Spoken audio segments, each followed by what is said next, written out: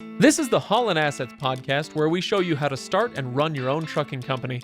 Ever wanted to go out on your own? Follow Chris as he goes through the highs and lows of running on his own authority.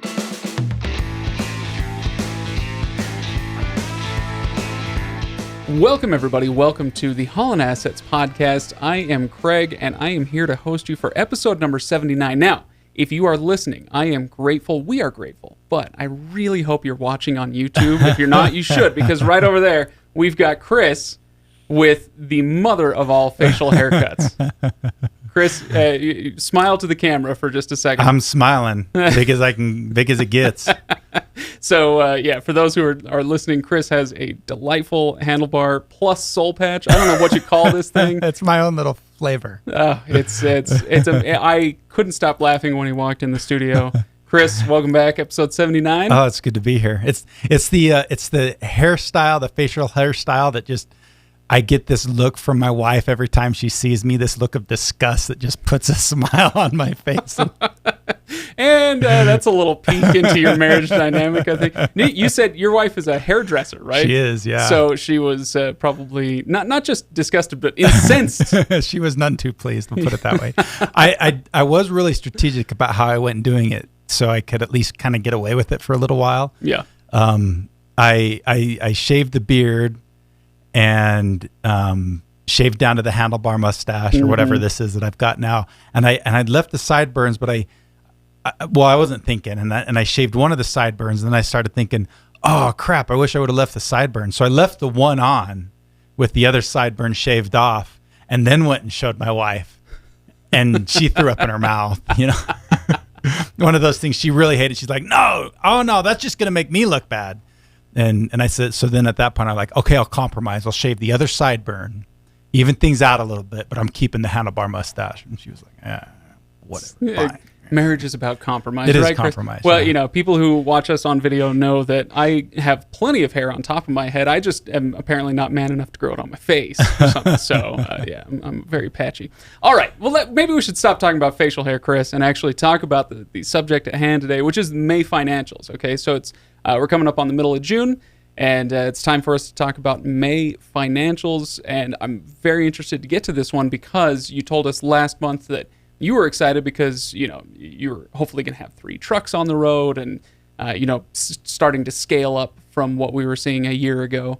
It'll be interesting to get into that. Before we do, though, any tales from the road, anything to update us on this week? Yeah, we had just kind of a crazy experience a few weeks ago. Mike was going into a shipper to pick up a load. And, before you get there, before you even send your truck that way, you sign a rate confirmation. It's basically the contract saying, hey, this is what you're going to be hauling. This is how much you're hauling it for. Well, on the rate confirmation, it showed a weight of 42,205 pounds, which is kind of near the upper end of what our truck can handle. Mm-hmm. With that one, with a full load of fuel, we can get up to about 3,500, so we're about 1,000 pounds shy of that. So on the upper end, but still well within kind of our range of where we need to be. So he gets there and he gets loaded, and then he goes and scales to make sure he's within weight, and we find out he's like 200 pounds overweight. And we get back there, and the shipper's all like, well, yeah, that didn't include the pallet weight. That was just the weight of the product. And so to make a long story short, we ended up having to short the load. It took 12 hours to get that all sorted out. It was late at night when he got loaded, and so they had to wait till the next morning before they could get everything figured out. But I'd be curious to talk to more people. I mean, we've been doing this for a couple of years now at this point. We've done over 200 loads, so this isn't like our first rodeo by any means, but it's the first time we've really run into that problem where the shipper says one weight and they actually load on the truck, they give you another, and then they blame it on us and say, well, it didn't include the pallet weight. You should know better than that. And we're like, we've done this a lot of times and have never run into a situation where the weight posted on a rate confirmation is only the weight of the product, does not include the weight of the pallets as well. So it's not, it should be the gross weight, the total weight, not the net weight right. minus the pallets. And to me, that just seems ludicrous that they do that, because you can't, especially when you're talking those kind of weights, you can't send a truck to a place, hey, it's going to be this weight, give or take 2,000 pounds, because that very well could be the difference between, being a legal weight and not. And so I'd be interested to know how many people run into that kind of problem, or run into a situation where what is contracted on the rate confirmation is the net weight, not the gross weight. So I'm curious. I know I don't think we want to name this shipper, but was this a smaller shipper that you're not likely to work with again, or was this a larger one that you're going to have to figure out how to work with in the future? No, it was a smaller one. It's somebody that we'd never hauled a load for before, and so it seemed really just weird. One of those things that people will want to watch out for. Out there. Yeah. Okay. Well. That's an interesting one. So, and any other morals from that story, or should we get to our numbers? Let's no real more morals. Just kind of keep your eyes on that. It seems really dumb to me. Well, I think we can agree there. So that, like I said, the main topic today is getting to May financials. I do want to remind everybody as we get into our subject today to go to HaulinAssetsLLC.com, where you can get full show notes and links to all of the materials and resources that we mentioned during these episodes. So go to HaulinAssetsLLC.com. Now, Chris, how was May? May was a overall a pretty good month. We ended up running all 3 trucks for about half the month.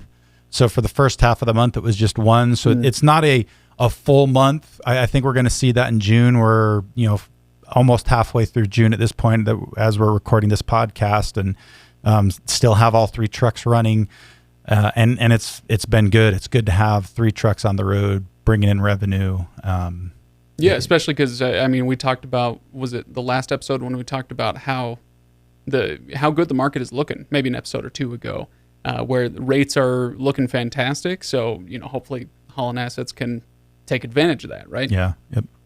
Yeah, so today, we'll talk a little bit about those numbers. Also, after we talk about the numbers, I want to spend a little bit of time talking about what I think is really going to get people in trouble in the kind of market that we're in right now, because it's not rates. It's pretty easy to make money with a truck. It's pretty easy to find loads right now.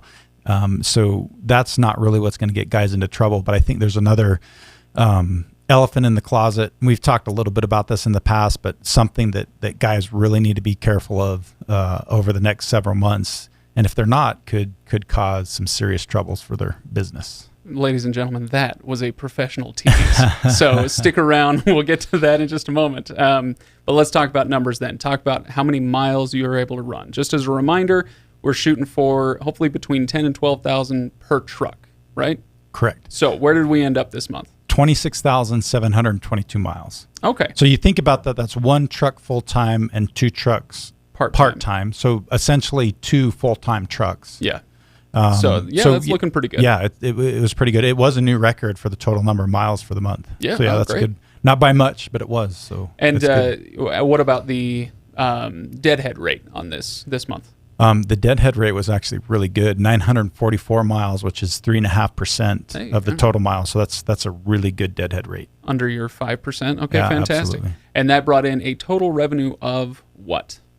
$56,740.16.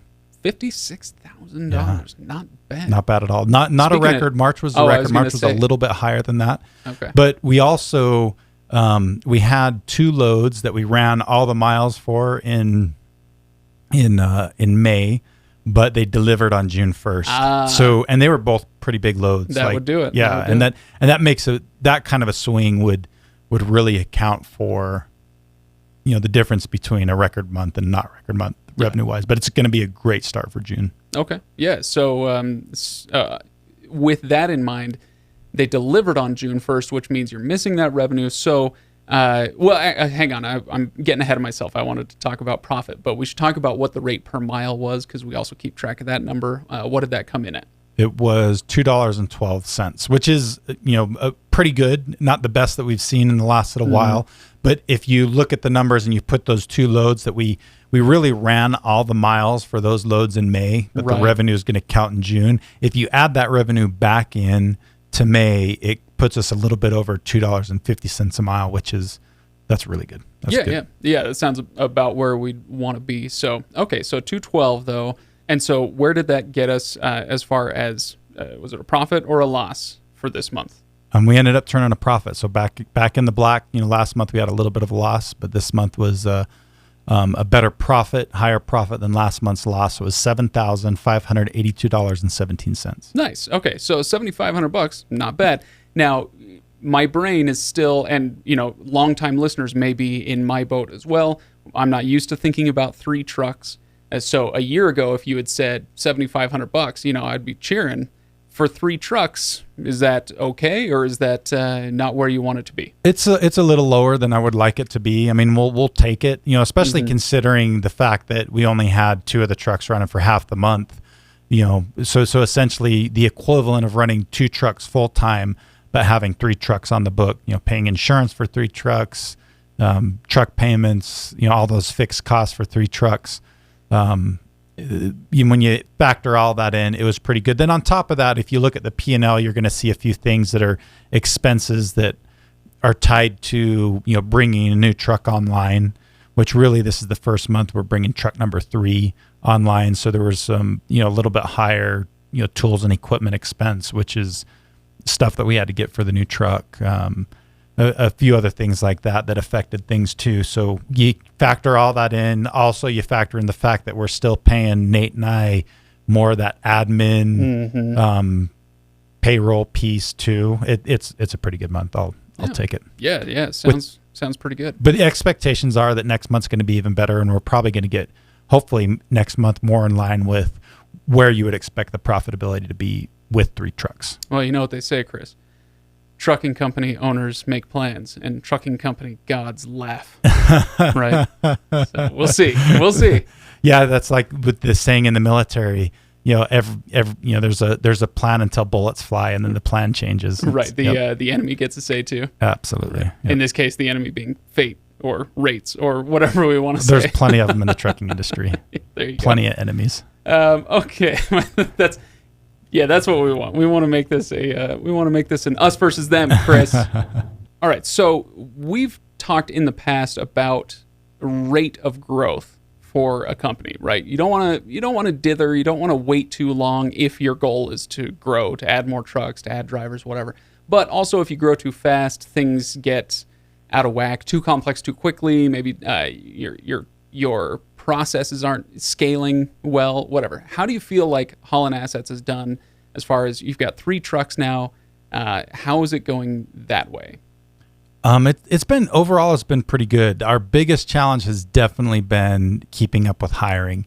And that's really, a good segue into what I want to talk a little bit about today. Because hiring is the thing that I really feel like is going to get trucking companies into trouble. If you're trying to grow, it's really easy to find freight right now. It's relatively easy to find equipment. You can find trucks, you can find trailers. They might be out a little bit, but those timelines are really predictable, right? Roughly, if you say, hey, I'm going to order a truck today, how long it's going to take before you have that truck. Right. Or if you're going to buy a used truck, you typically can get a used truck relatively quickly, and that all becomes really predictable. But when you go to hire drivers, that's a completely different ball game. If you don't have a driver in the hopper kind of already to put in the seat, and you're just trying to find somebody from off the street, it could take you 2 days, it could take you 2 months, and you don't know. And so if you outgrow your pace or your ability to hire drivers and retain drivers, you can get yourself into a world of hurt. Okay. So you're saying that you want to network, have some contacts, and have some possibilities out there before you buy that truck, so that, so you're not buying the truck and having it sit for 2 months, right? While you're trying to find the perfect candidate. Yeah. And in sales, we talk about building your pipeline a lot. And that's an important piece of sales, is building that pipeline. It's the same thing with hiring a driver. You want to have contacted a bunch of people well in advance, and then you've got to find, if you contact 100 people, you may find, 15 who are interested, and then you may find another 5 that kind of get through your initial screening process. Those 5 are kind of the ones that you really want to deal with, but it takes time to whittle down from that 100 possible leads down to the 5 who really potentially could end up working for you. And so you want to start doing that well in advance of when you plan on hiring, because you never know how long that process is going to take. It's not super predictable. And you may hire one guy today and he quits on you in a week. Yeah, and that's what I was just going to ask about, is it's not even just about being able to hire somebody, it's about keeping somebody. And when you introduce the human element, I mean, like you were just saying, trucks are a lot simpler than people, right? A lot more predictable. So you never know if someone is going to completely change careers, or maybe there's a death in the family, they need to take a leave of absence, or it could be absolutely anything. They get hired by another company for a better rate. How do you deal with that? What's your mode of thinking? How do you go about keeping people? Well, one of the ways that you keep them, obviously, I think there's really 2 big factors. One, your pay has to be competitive. So that's important. But 2, above and beyond just having competitive pay, is it's like a marriage. You've got to, you as the company are not always going to get your ideal situation with the driver, and the driver is probably not always going to get their ideal situation either. And you have to be able to find a way to compromise where you keep each other happy.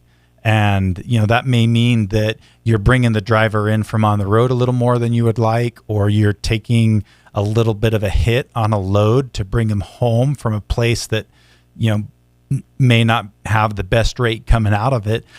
You have to be willing to give and take on both sides. The driver has to be willing to do that, and you have to be willing to do that. And if you can do that, you can typically, retain drivers a little bit better. And that's what you want to do. You want to retain, because it's hard to bring a new person in the door. It's never easy. Right now, especially, it's hard. Right. Now, I am not I have no employees. I guess technically I am a business owner now. So, whatever. That's a long story. It doesn't matter. But I have no employees. I have no experience with hiring people. But I do know, in talking to other business owners, that there is a temptation in some cases to overpay in order to, hopefully build that relationship that you're talking about, or you're just trying desperately to retain people so they don't go somewhere. Is that something that you are dealing with now with your drivers or with any of your other employees? Can you talk to me about that temptation to overpay, why it's a problem, and why people shouldn't do it? Well, I don't know that I would necessarily say they shouldn't do it. I would say that there's pros and cons to doing that. And you take, for example, if you overpay a driver, or you overpay any employee, it probably there's a really good chance that they're going to stick around with you for a really long time. And that is definitely a good pro. One of the negative sides is, one, it's going to affect your profitability. And most people see that. They understand that if I pay somebody, $2 an hour more than they could get elsewhere, that means that's a $2 an hour less I'm going to be earning as profit.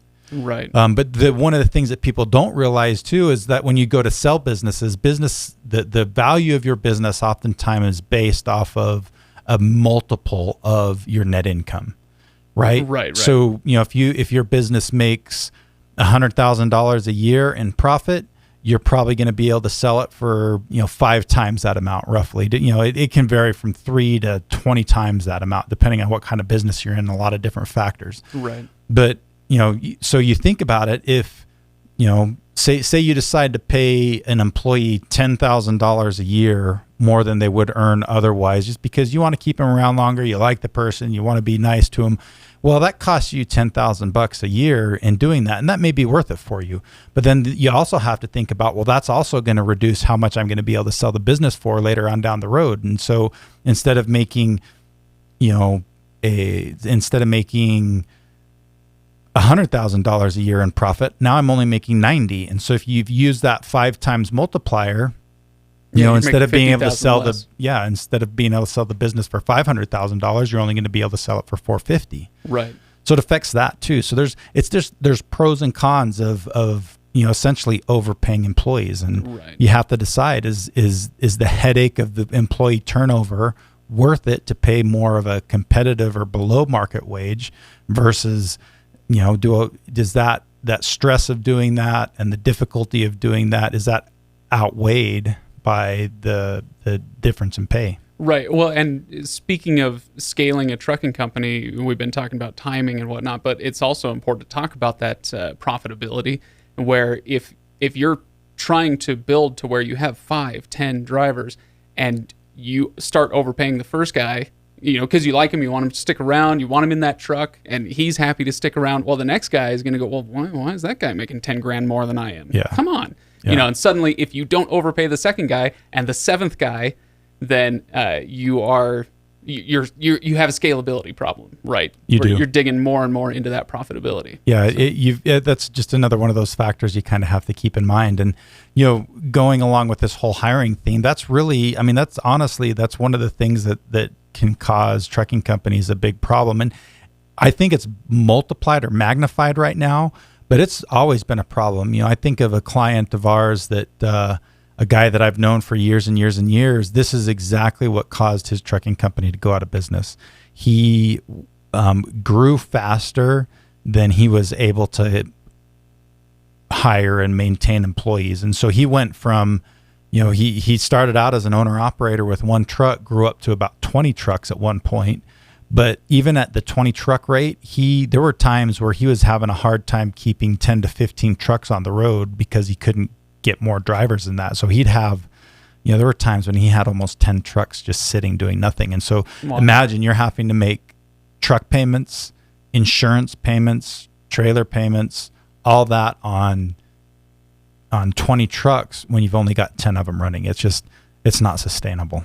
Right. And we should now shift gears a little bit because you mentioned insurance, and I know that's something that you have talked about where every time you add a new truck, it's not just about the drivers. Obviously, that's the biggest and most stressful expense, but it's not the only one. There are the fixed expenses like insurance. Tell me a little bit about those issues when it comes to adding trucks to your fleet. Well, it's just so talking about insurance specifically, when you grow, there's one advantage that comes along as the bigger that you get when it comes to insurance. Insurance companies, the carriers look at trucking companies in two different categories, basically. One category, they typically call it the non-fleet category. The other category is the fleet category. And the I don't know how I want to word it, but the breaking point or where you kind of transition from non-fleet to fleet depends on whether it's like Northland Insurance or Progressive Insurance or Berkshire Hathaway. They're all going to be a little different. Yeah, but it's somewhere around that 15 truck range. It could be 10, it could be 20, but sometime around that 15 truck range, they usually make that switch. And it's a pretty big deal because when you're smaller and you're in that non-fleet range, they rate you based on the number of trucks. So you're paying your insurance premium based on the number of trucks you have. So if you have 10 trucks, but 5 of them are sitting, you're paying insurance on 10 trucks. Right. But when you get into that fleet category, they actually charge your insurance based on the miles you drive. And so you could essentially have 5 trucks sitting and you're not paying insurance on them because they're not putting miles on. And so that's a big advantage in that situation. So it makes it so having an extra truck or two sitting is not nearly as impactful to your bottom line as it would be for a smaller trucking company. Okay. Yeah, that makes a lot of sense. Okay, good. Well, anything else, Chris, that we want to go over when it comes to the numbers this month? Any challenges or successes, maybe from the profit and loss statement? Anything else that we want to dig into? I don't think so. I think that covered it pretty well. Okay. All right, good. Well, let's get into this week's impact tip then. And I just peeked ahead a little bit, and it looks like we may have even touched on this a little bit already. We did, yeah. You've said the word a few times. Okay, and that word is? Scalable. Make your company scalable. Make your company scalable. All right. Yep. So what is? We've talked about that with a couple of very specific instances, but what does that mean for you? So this is actually one of my favorite tips because it's one of those things that, especially if you're trying to grow, you have to make your company scalable. But even if you're not, say you just anticipate being an owner operator your whole career, and there's, like we said before, there's absolutely nothing wrong with that. Making your company scalable is going to benefit you in a lot of ways, even if you don't plan on growing. So it basically means having a business that can adapt to increased workloads. And that can only happen if you've got really good systems in place. Systems for buying trucks, systems for hiring drivers, a good billing system so your clients get billed. And it's important that you have those necessary systems in place so that as you grow, you're not compounding problems. So when you're small, if you've got a little problem, something that's not running super efficient or super smoothly, a lot of the times you can handle it, right? It's a pain in the butt, but it's manageable. Yeah. But as you grow, that problem or that inefficiency grows with you. And right. It doesn't take very long before that inefficiency or that problem in your system gets to the point where it's overwhelming, and it can, eventually destroy a business if you're not able to get it fixed. Wow. Okay. So what you're talking about a specific inefficiency or flaw in a system. What are some of the most common ones you've seen? You cited building good systems for billing clients, hiring drivers, buying trucks, whatever. What do you have, like a number one, number two? What are the most important things that you need to have in place as far as good systems? So I would say the first one's hiring. You've got to have, if you're going to grow, especially if you continue to grow, exponentially, try to grow to 5 to 10 to 15 to 20 and just kind of keep growing, you've got to have a good hiring system in place, because not only do you have to be able to keep up with the number of units that you're bringing into your company, but you also have to keep up with the number of drivers that are leaving. Because no matter how good of an employer you are, you're going to have people move on to other things. And so you've got to be able to hire at a rate where you're keeping up with those new trucks and you're keeping up with the guys that are going out the back door. Okay. All right. Well, anything else on that impact tip? I would say, through? So yeah, I would look at the number two issue that I see. The number two issue is really billing. If you have an inefficient billing system and you're not tracking, the jobs that are completed and how you're invoicing things and making sure those payments are getting paid, it gets really easy as you grow to all of a sudden have things slip through the cracks. And so, you may bill an invoice and get it out to the person, and they have a paperwork problem. And they're not going to, a lot of times they won't tell you there's a paperwork problem. They're going to wait for you to contact them and say, oh, wait, well, we're missing this page of the BOL. We need that before we cut the check.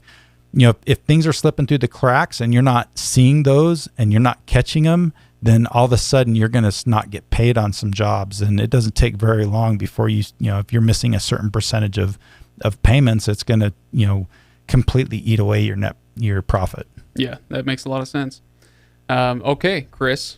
So make your company scalable, even if it's just you, right? Yeah. So I like that. All right. Anything else for today? I think that's it. Good. All right. Well, that was the main numbers. Hope everybody enjoyed this episode. Please, like I said, go to HaulinAssetsLLC.com for full show notes, for links, for the profit and loss statement for this month.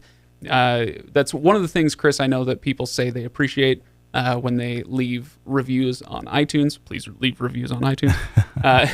They say, I really appreciate the transparency that you provide. And so that is how we do it, or at least one of the ways, is by providing these documents at HaulinAssetsLLC.com. So go there, find us on Facebook. Please go subscribe on YouTube so you can see Chris's mustache in all its hideous glory. So, trust me, it'll be well worth it. Is it coming off? Are you going to yeah, going back to camp? Or? I do. I've got drill this coming weekend, so yeah, it's got to go away. Okay, all right. That, or I'll have to do who knows how many extra push-ups, and I'm too old for that stuff now. Yeah, ain't that the truth? Look at this.